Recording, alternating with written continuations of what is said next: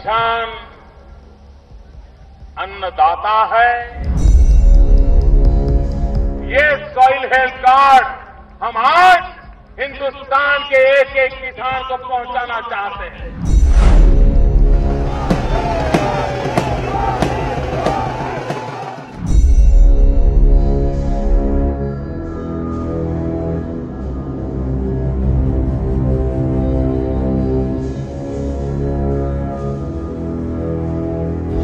नमस्कार, मैं हूं देबांजलि मोइत्रा। बजट में सरकार किसानों को एक मुश्त रकम देने का ऐलान किया, जिसकी पहली किश्त किसानों के खाते में डाली जा चुकी है।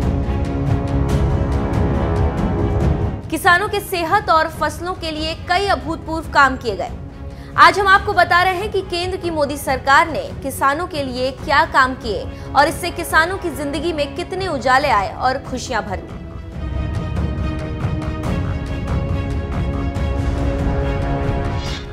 भारत सरकार किसानों की आमदनी बढ़ाने के लिए कई प्रकार की योजनाओं पर कार्य कर रही है, जिसके अंतर्गत किसानों का आत्मबल आर्थिक और मानसिक दोनों रूपों से मजबूत होगा।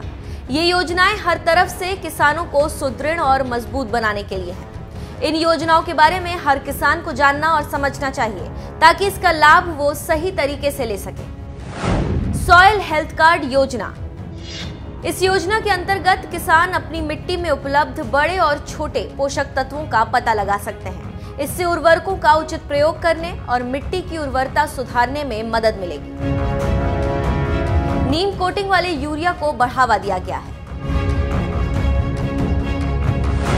परंपरागत कृषि विकास योजना। परंपरागत कृषि विकास योजना को लागू किया जा रहा है ताकि देश में जैव कृषि को बढ़ावा मिल सके। इससे मिट्टी की सेहत और जैव पदार्थ तत्वों को सुधारने तथा किसानों की आमदनी बढ़ाने में मदद मिलेगी। प्रधानमंत्री फसल बीमा योजना। ये योजना खरीफ मौसम 2016 में लागू किया गया और ये कम प्रीमियम पर किसानों के लिए उपलब्ध है। इस योजना से कुछ मामलों में कटाई के बाद के जोखिमों समेत फसल चक्र के सभी चरणों के लिए बीमा सुरक्षा प्रदान की जाएगी। सरकार 3 लाख रुपए तक के अल्प अवधि फसल ऋण पर 3% दर से ब्याज रियायत प्रदान करती है। ब्याज रियायत योजना। इस योजना के अंतर्गत प्राकृतिक आपदाओं की स्थिति में किसानों को राहत प्रदान करने के लिए 2% की ब्याज रियायत पहले साल के लिए बैंकों में उपलब्ध रहेगी।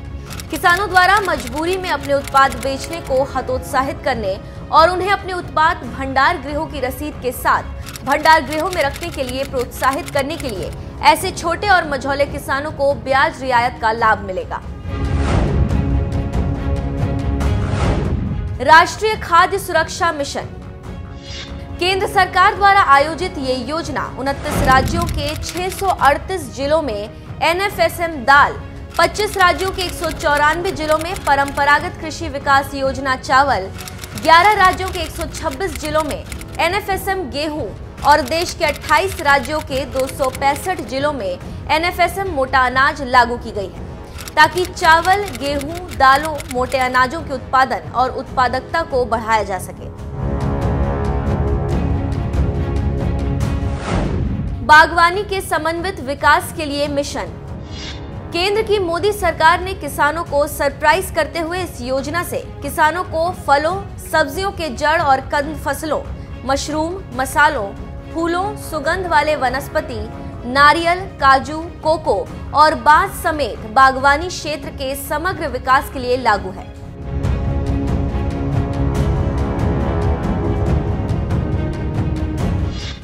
इस आधार पर यह बात कही जा सकती है कि मोदी सरकार ने किसानों की सेहत के साथ ही साथ उनकी माली हालत को भी सुधार कर रख दिया है।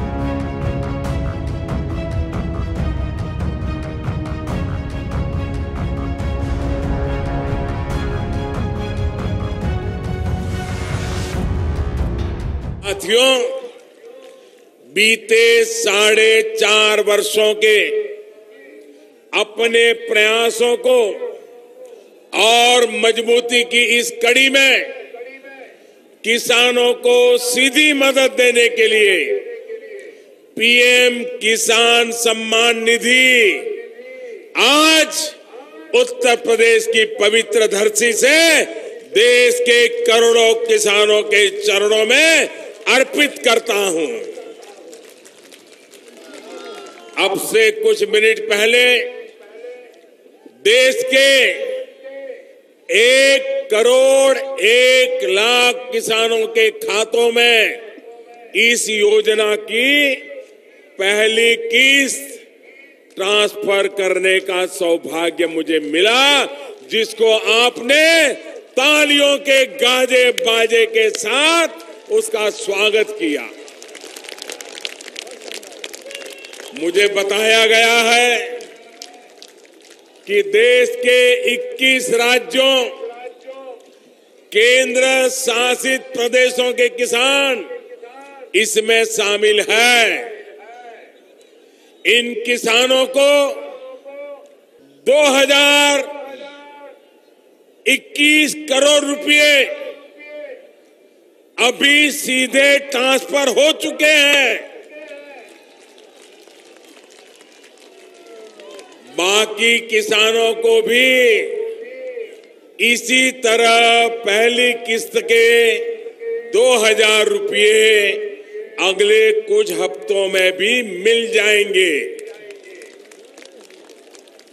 और देश में करीब करीब 12 करोड़ किसानों के खाते में 2-2 हजार रुपये की पहली किस्त जमा होगी।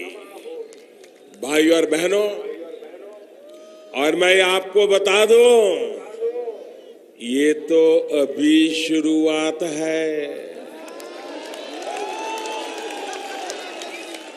साथियों, 2014 से पहले देश में जहां लगभग 80,000 कॉमन सर्विस सेंटर थे, वहीं अब हमारी सरकार में इनकी संख्या बढ़कर के 3 लाख से ज्यादा हो गई है। अब यही सर्विस सेंटर प्रधानमंत्री श्रम योगी मानधन योजना से जुड़ने की इच्छा रखने वाले कामगार साथियों की सहायता करेंगे। भाई और बहनों, ये भी याद रखिए कि कॉमन सर्विस सेंटर में प्रक्रिया पूरी करने के दौरान आपको इस प्रक्रिया का एक नया पैसा देना नहीं है। वो जो कॉमन सर्विस सेंटर वाला जो मेहनत करता है, उसको जो खर्च होता है, उसका पैसा भारत सरकार दे देगी। आप मत देना, ये याद रखना। 30 रुपया जितना उसका खर्च होगा वो भारत सरकार कॉमन सर्विस सेंटर वालों को दे देगी, ताकि मेरे मजदूर भाई बहन को ये 30 रुपया उसके जेब से देना न पड़े। दूसरी बात ये भी ध्यान रखिए कि आप कितना कमाते हैं, इसका प्रमाण देने की आपको जरूरत नहीं है।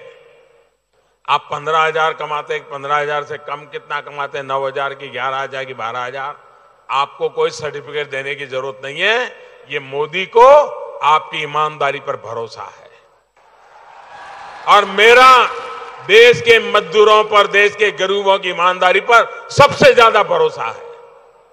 साथियों, फॉर्म भरने के बाद आप उनको अपने अंशदान की पहली किस्त वहां नकद जमा करानी होगी, पहली किस्त, और उसके बाद हर महीने आपके बैंक खाते से आपका अंशदान कटता रहेगा। फिर आपको कहीं जाने की जरूरत नहीं पड़ेगी। आपके खाते से पेंशन का अंशदान कटा है, इसका संदेश आपके मोबाइल फोन पर आपको मिल जाया करेगा। साथियों, हम जो योजना लेकर आए हैं उससे जुड़ना बहुत आसान है। कोई भी गरीब, अनपढ़ भी हो, घर काम करने वाली मां हो, वो भी आसानी से जुड़ सकती है। यहां इस मंच पर आपको पहले भी जानकारी दी गई है, लेकिन मैं देश के करोड़ लोग इसको सुन रहे हैं, इसलिए जरा विस्तार से बताना चाहता हूं, ताकि आपको और देश में मेरे किसी श्रमिक भाई बहन को कोई भ्रम न हो और वो इस योजना की अहमियत और बारीकियों को समझ सके। साथियों, ऐसे श्रमिक जिनकी उम्र 18 साल से 40 वर्ष तक है और जिनकी कमाई, मासिक कमाई 15,000 रुपये या इससे कम है, तो वे इस योजना में जुड़ सकते हैं।